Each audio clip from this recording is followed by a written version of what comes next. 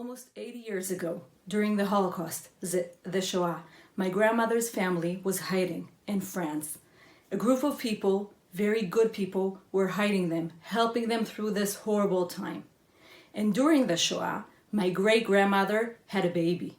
During this horrible time, she put her kids in her neighbor's house and she went to the hospital to deliver a Jewish baby.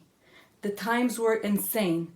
To hide the kids, to hide the new baby, even to have a brit for him, and she did it. Thank God they were all saved. Parents and 4 children, they made Aliyah and they live in Eretz Israel. Amazing. When I think of this story, I remind myself of the Meyaldot, the midwives. They appear to us in Sefer Shmot as the 2 people, brave 2 people who opposed Paro. Paro, maybe the strongest king of the time, called them and said, you have to kill the Jewish babies. Every baby boy you have to throw to the Yoel. And they opposed. They were so brave. They were standing in front of him and then going back home to do their work. They delivered a baby after baby and were not afraid of this horrible and frightening king.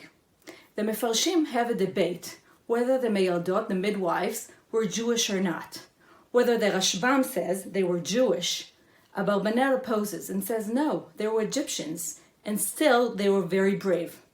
The Midrash says differently. He says they were Egyptians and they converted. They were mitgairot. And you know what? It doesn't really matter. I think what does matter is that these are 2 so incredible women. They were so brave and they teach us to choose to do the right thing. In this horrible time, they saw the Jewish people, the slaves around them.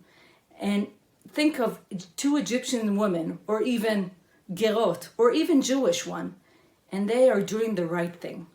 They teach us to select and think very thoroughly what's the easy thing to do and what's the right thing to do.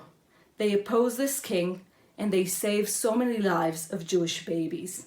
When I think of them, I think of these are the heroes of the Haggadah. These are the heroes of Yetziat Mitzrayim.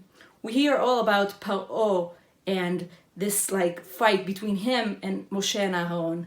But I think we have to look closely at these 2 women, Shifra and Puah, that were the very, very brave women of the time. They were leading Am Yisrael, and they were showing them that sometimes you have to say no and do the right thing. Chag Sameach.